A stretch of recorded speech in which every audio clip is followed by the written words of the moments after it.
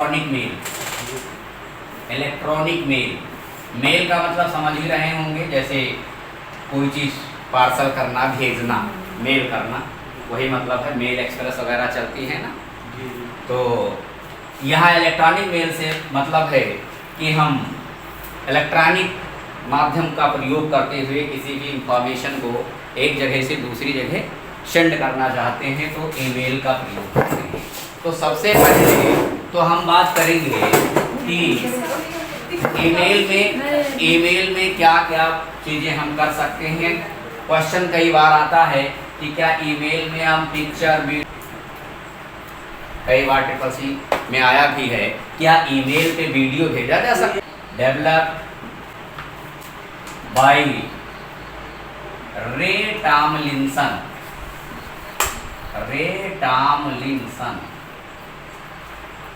ये रे टॉमलिंसन ने ईमेल को खोजा इन 1971।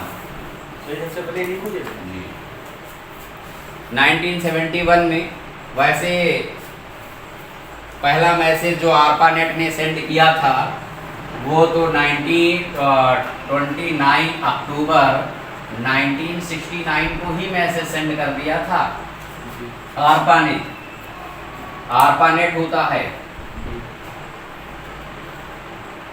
लेकिन ईमेल को रे टॉमलिंसन ने खोजा है 1971 में, 1971 में।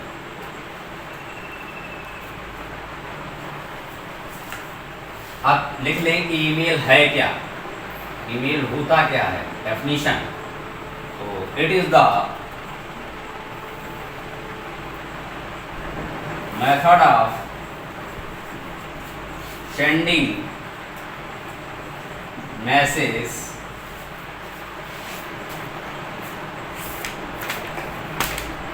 from one place to another place,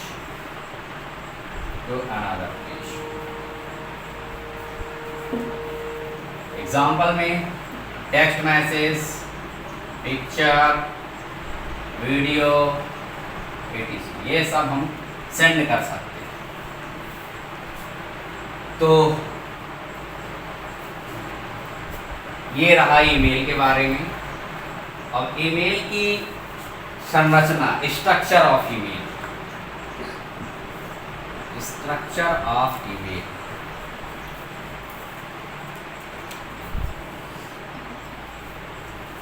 of email में हम लोग ये लिख सकते हैं इसमें क्या क्या चीजें होती हैं। तो कोई भी ईमेल आईडी होगा तो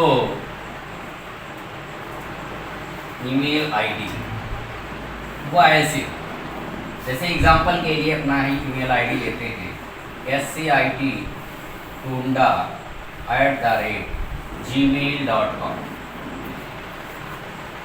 ये आपका ईमेल आईडी है, जिसमें ये दो पार्ट से मिलके बना है। वैसे 3 पार्ट्स कभी कभी कहते हैं, लेकिन वास्तव में ये 2 पार्ट से मिलके बना है।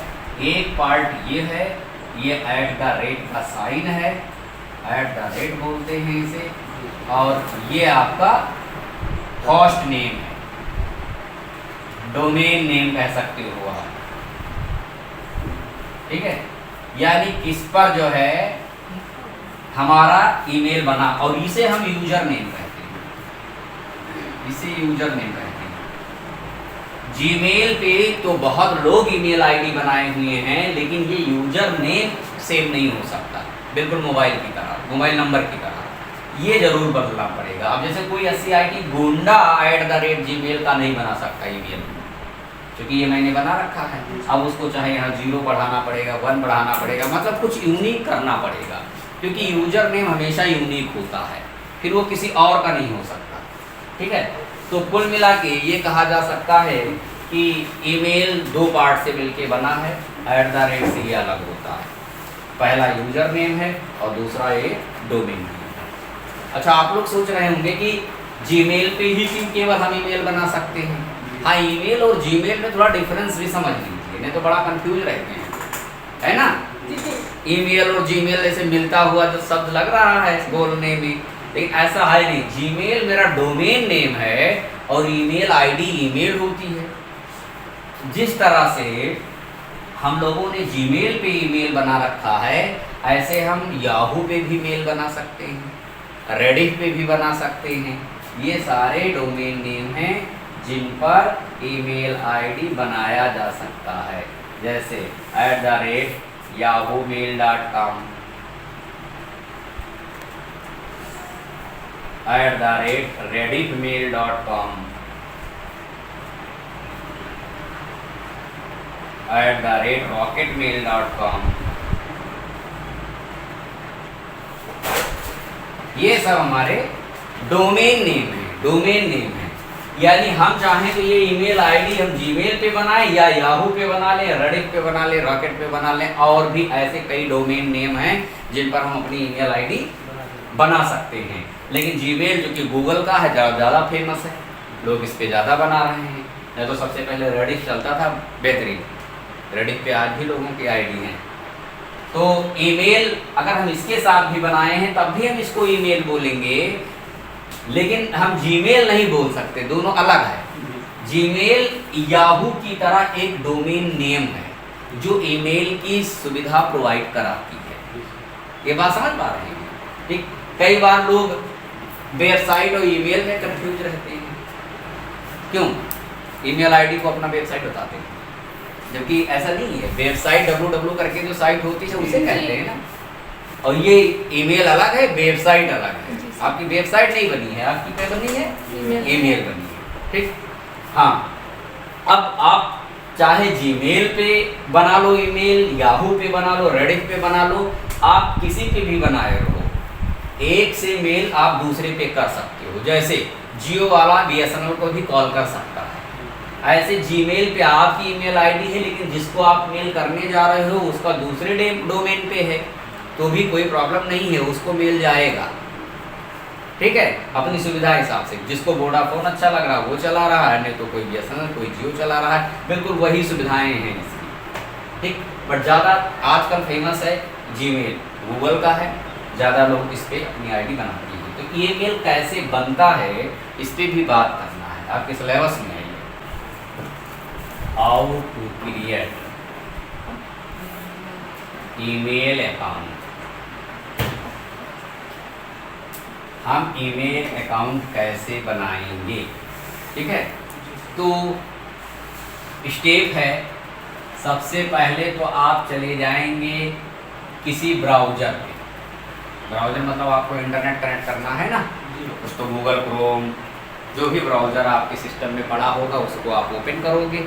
ठीक है, ब्राउज़र पे जाएंगे, वहाँ हम जिस पर ईमेल आईडी बनाना चाहते हैं उसको खोलेंगे। जिस पर मतलब चाहे याहू, रेडिफ, जीमेल। तो एग्जांपल के लिए मान लेते हैं कि हम जीमेल पे ईमेल आईडी बनाना चाहते हैं, www.gmail.com। इसको हम खोल लेंगे ब्राउज़र पे डाल करके, और ये खुलेगा तो नीचे कुछ ऐसे चेहरा इसका दिखेगा, इस तरह दिखेगा। जिसका आईडी ऑलरेडी होगा उसका यहाँ आईडी और यहाँ पासवर्ड डालना पड़ेगा। जैसे मान लिया ये है, तो अब आईडी यहाँ हो गया SCIT होंडा @gmail। जीमेल डालो चाहे ना डालो, और यहाँ पर पासवर्ड, जो भी आप पासवर्ड बनाएंगे, पासवर्ड डाल देंगे, और साइन इन का ऑप्शन होगा, इस पर हम क्लिक करके और इसे लॉगिन करके। ठीक है, यानी हम तब जा करके अपने अकाउंट पे पहुंचेंगे। ये तो बात हुई कब? जब आपका ईमेल आईडी बना हो, लेकिन अभी ईमेल आईडी नहीं बना है हमारा।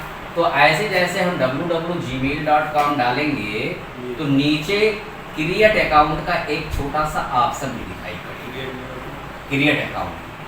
आप क्योंकि आईडी पासवर्ड आपके पास है नहीं, तो आप साइन इन कर नहीं सकते, तो आप क्या करेंगे? Create account. क्रिएट अकाउंट पे जैसे क्लिक करेंगे तुरंत आपसे कुछ डिटेल मांगेगा। फर्स्ट नेम उसे मांगता है, लास्ट नेम, DOB भी मांगेगा, और मोबाइल नंबर मांगेगा। मोबाइल नंबर पे एक OTP आएगा वेरिफिकेशन के लिए। तो सारा डिटेल जो आपके पास हो OTP ऐसे G करके आता है, ऐसे 6 अंक का ये रहेगा, नहीं आगे G रहेगा क्योंकि जीमेल का वेरिफिकेशन होगा। जब आप इसको फाइनली सबमिट करोगे कंट्री वंट्री सेलेक्ट करके, उसके बाद ये OTP आपके फ़ोन में आएगा। मतलब बिना OTP के आप ईमेल आईडी नहीं बना सकते। कैसे पता चले कि आप इंसान हो, कैसे कंफर्म कराए वो साइट, है ना, कौन बना रहा है, कहीं रोबोट तो नहीं बना रहा। तो इस तरीके से जब ये बन जाएगा और इसी में आप सेलेक्ट करोगे आप अपनी ईमेल आईडी भी। ईमेल आईडी का मतलब आप यूजर नेम बोल रहे हो भाई, आपको यूजर नेम भी तो डिफाइन करना पड़ेगा और पासवर्ड ही बनाना पड़ता है। अब यूजर नेम में जैसे इसमें देखिए SCIT गुंडा यूजर नेम है, ऐसे आप यहाँ अपना नाम डाल देंगे। जैसे आपने मानव डाला मनोज 05 और @ पीछे तो लिखा ही रहेगा gmail.com, क्योंकि आप किस पर हो, जीमेल को ही आपने लॉगिन करा है। अगर याहू पे बनाते तो yahoomail.com लिखा होता है यहाँ, है ना। तो जिस डोमेन पे आप बना रहे हो ईमेल आईडी वही यहाँ आ जाएगा। तो जैसे इसको बनाया उसके बाद यहाँ पासवर्ड लिख दिया, सबमिट कर दिया तो OTP आया, उसको डाल करके वेरीफाई कर लिया। अब हम ईमेल को खोलेंगे, ईमेल को खोलेंगे, जाना पड़ेगा फिर यही आईडी पासवर्ड डाल करके, तो इसे हम ओपन कर देंगे। अब ओपन करेंगे, फिर हम यहीं पहुंच रहे हैं जहां से मान लिया बना लिया, सबमिट कर लिया। ध्यान रहे ये यूनिक होता है। अगर आपने ऐसा नाम दिया, ऑलरेडी हो सकता है मनोज 05 भी ऑलरेडी बना हो, तो आपसे बोलेगा कि ये यूजर नेम आप नहीं रख सकते क्योंकि इसको किसी ने बना रखा है, तब आपको इसको फिर से बदलना पड़ेगा। ठीक है, अब चलिए बन गया। अब हम लोग इसको ओपन करेंगे। जैसे लॉगिन करेंगे, साइन इन करेंगे, तो जो चेहरा सामने बन के आएगा वो कुछ इस तरह से आएगा। इसमें कुछ कुछ ऑप्शन ऐसे दिखेंगे। जैसे इधर आपको दिख जाता है सबसे पहले कंपोज। कंपोज का मतलब होता है जब आपको ईमेल करना होगा तो कंपोज पे क्लिक करेंगे। मेल बनाना होता, कंपोज मतलब बनाना होता। उसके बाद नीचे आपको ऐसे इनबॉक्स दिखेगा, जो आपका मेल आया होगा इसमें आएगा। फिर आपको यहाँ सेंट मेल दिखेगा, जो मेल आप किसी को भेज चुके होंगे उसकी लिस्ट इसमें होगी। और नीचे जाएंगे तो आपको ट्रेस मिलेगा, जो डिलीटेड मेल होता है वो ट्रेस ऑप्शन में जाता है। और नीचे जाएंगे तो आपको ड्राफ्ट मिलेगा, एक ड्राफ्ट होता है। ये फोन से ट्रेस करते हैं तो तुरंत इधर आ जाएगा टू मतलब कि किसको मेल करना है। ठीक, उसके बाद नीचे आ जाएगा ऑप्शन सब्जेक्ट, किस बात पर मैसेज करना है, मतलब फोटो भेज रहे हो, बायोडेटा भेज रहे हो, कौन सा इंफॉर्मेशन भेज रहे हो, ये चीज़ हमें किस में लिखना पड़ता, सब्जेक्ट में। और नीचे दो ऑप्शन आते हैं, एक CC और एक BCC। इसका मतलब होता है कार्बन कॉपी और इसका मतलब होता है blind carbon copy. Blind carbon copy दोनों का मतलब बताना। और नीचे आप आएंगे तो आपको ऐसे दिखाई पड़ेगा मैसेज बॉक्स, जिसमें आप मैसेज टाइप भी कर सकते इसमें। ठीक है, सामने वाले का ईमेल आईडी इसमें लिखेंगे जिसको हमें मेल करना होगा। यहाँ सब्जेक्ट लिखेंगे कि क्या चीज़ मेल कर रहे हैं। आप विदाउट सब्जेक्ट भी भेज सकते हो मेल, सामने वाले को जाएगा तो उसमें लिखा रहेगा नो सब्जेक्ट, लेकिन मेल चला जाएगा। और CC और BCC का उपयोग थोड़ा समझिए, क्योंकि इसको मैं राइट नहीं कराऊंगा, समझ लीजिए। कार्बन कॉपी और ब्लाइंड कार्बन कॉपी, मान लेते हैं कि आपको एक साथ 50 लोगों को मेल करना है, सेम चीज़, एक ही मैटर, 50 लोगों को मेल करना है, तो एक का ईमेल आईडी तो आप इसमें लिख पाएंगे, बाकी का लिखना पड़ेगा 49 CC और BCC। ठीक है, CC और BCC में, यानी कि आप एक इसमें लिख दीजिए, बाकी आप शुरू कर दीजिए इसमें कामा लगा के लिखते चले जाइए 50 लोगों को, और यहाँ पर नीचे आके देखेंगे सेंड बॉक्स होगा, क्लिक कर देंगे। यहाँ अटैचमेंट भी होता है फाइल का, अटैच भी कर लेंगे। ठीक है, अटैच मतलब कि जो फाइल आपकी ऑलरेडी बनी हो उसको सेलेक्ट करके भेजना। जैसे कह रहे हैं फोटो भेजना हो, तो फोटो आपके सिस्टम में कहीं रखा है और उसे क्या करना है, अटैच करके हमें किसी को मेल करना है तो अटैच हो जाएगा। या बायोडेटा आपने मान लिया लिबरे राइटर में लिख के रख दिया है और वही बायोडेटा किसी को हमें सेंड करना है तो वो अटैच ऑप्शन से आएगा, अटैचमेंट होता है। और हाँ, अटैचमेंट आप वन टाइम में 25 MB तक मैक्सिमम कर सकते हो। बस जो मैक्सिमम साइज है फाइल की वो 25 MB एट वन टाइम, एक बार में 25 MB का ही मेल आप कर सकते हो। अगर ये 25 से 26 हो जाएगा तो फिर ये मेल सेंड नहीं होगा, वो बोलेगा कि ज़्यादा हो गया है। यानी आपको साइज के हिसाब से बात करें तो 25 MB मेल आप कर सकते हो। चलिए, तो सीसी में हम बाकी 49 नाम लिख देंगे, सामने वाले को सबको एक साथ हम सेंड मार देंगे तो सबको मेल चला जाएगा। जो भी हम अटैच किए रहेंगे, लिखे रहेंगे, सबको 50 लोगों को चला गया। लेकिन उस 50 लोगों में हर एक ईमेल आईडी वाले को पता रहेगा कि शेष 49 किसको ये मेल गया। सीसी में अगर लिखेंगे तो कार्बन कॉपी, जैसे मान लिया हमने 50 लोगों को भेजा तो मुझे आपको भी पता है कि बाकी 49 किसको मेल किया है मैंने, और इनको भी पता है कि किसने और किसको किसको मेल गया है। उसमें दिख जाएगा, आपके मेल में भी दिख जाएगा कि मुझे तो आया ये, साथ साथ इनको इनको इनको भी गया है। लेकिन अगर वही चीज बीसीसी में लिख देंगे तो नहीं पता चलेगा, हाइड हो जाएगा और मुझे लगेगा सिर्फ मुझे ही मेल आया। ठीक है, तो इसीलिए इसका नाम ब्लाइंड कार्बन कॉपी है। बात समझ रहे हैं? यानी रिसिपेंट को ये नहीं पता चल पाएगा कि शेष और मेल किसको गया है कि आप एक दिन में यानी 24 आवर में कितना मेल कर सकते हो, मैक्सिमम कितना मेल भेज सकते हो। तो जो मैक्सिमम मेल की संख्या है वो है 500 इन वन डे, 500।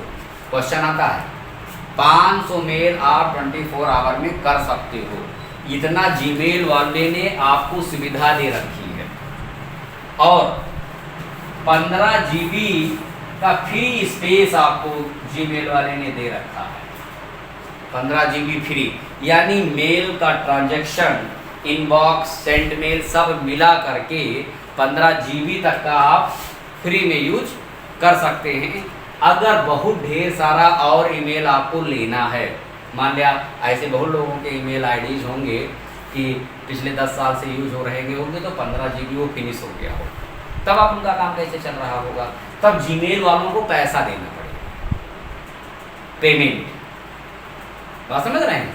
तब आप पेमेंट देंगे तब आपको स्पेस मिलेगा, और इतना तो कोई भी अकाउंट बना ले फ्री कर सकता है। तो ये मैं बता रहा हूँ। तो लोग क्या करते हैं कि वो ईमेल आईडी का अगर ये स्ट्रक्चर बनाया है इन लोगों ने, क्या क्या चीजें इसमें होती हैं, स्ट्रक्चर ऑफ ईमेल।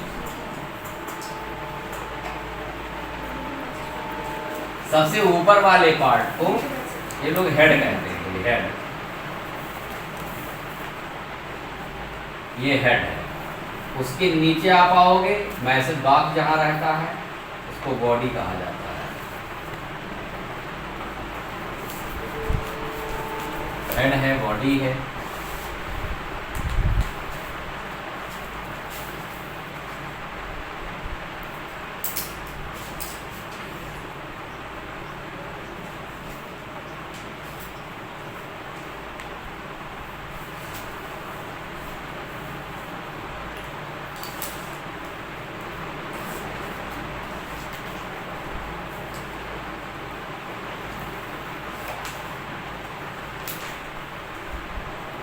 आप नीचे देखते होंगे यहाँ एक सिग्नेचर,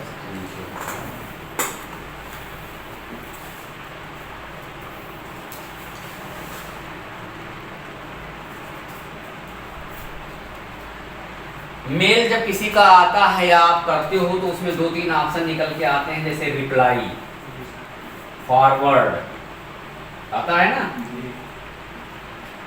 ये सारे ऑप्शन आपको मिलते हैं। तो रिप्लाई आप जान ही नहीं, रिप्लाई में अगर उसी मेल आया और उसी मेल पे आपको कुछ लिखना है उसको, तो आप तुरंत रिप्लाई पे क्लिक कर दीजिए। तो टू में ईमेल आईडी नहीं लिखना पड़ेगा, डायरेक्ट उसका ईमेल आईडी रहेगा ही, क्योंकि वो उसी से मेल आया है और उसी को फिर से आपको मेल रिप्लाई कर देना है।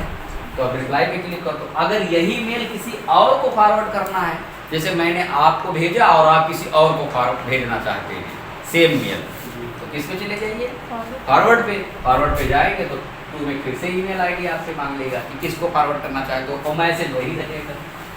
यानी मैसेज राइट नहीं करना पड़ेगा, अटैच नहीं करना पड़ेगा, ये सब नहीं करना पड़ेगा। केवल आप टू में सामने वाले का ईमेल आईडी नोट कर देंगे बस, ठीक है।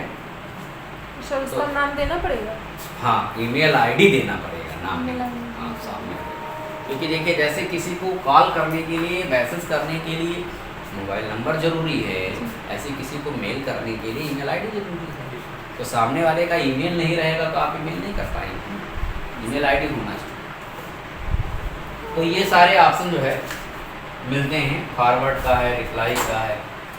बाकी मैंने कुछ मेल्स पुराने अगर हैं, आपको सर्च करना है तो सर्चिंग मेल का भी ऑप्शन ऊपर दिखाई पड़ जाता है।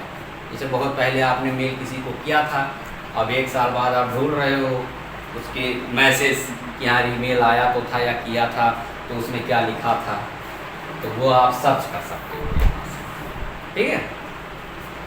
तो ये सारे ऑप्शन हैं। बाकी हमने प्रोटोकॉल से समझ पा रहे हैं ना, अटैच कैसे करना, अटैचमेंट। मान लिया वही बता रहा था मैं कि बायोडेटा आपने लिख के अपने फोल्डर में सेव कर रखा है, अब नेट कनेक्ट करके ईमेल करना है किसी को, तो आप जैसे ऐसे मेल पे जाएंगे, फिर अटैचमेंट पे क्लिक करेंगे तो ब्राउज होके वो फोल्डर खुल जाएगा, जैसे आप इमेज वगैरह लाते हो। फिर वो फाइल सेलेक्ट कर लोगे, अटैच पे क्लिक कर दोगे, जितना MB होगा वो आपको दिखेगा भी, ऐसे अटैच होता दिख जाएगा। जब वो फुल अटैच्ड हो जाए फिर आप क्या कर दो, तो जब सामने वाले पे मेल चला जाएगा तो उसको वो राइटर का फाइल मिलेगा, वो डाउनलोड करेगा, उसके सिस्टम में अगर राइटर है तभी खोल पाएगा।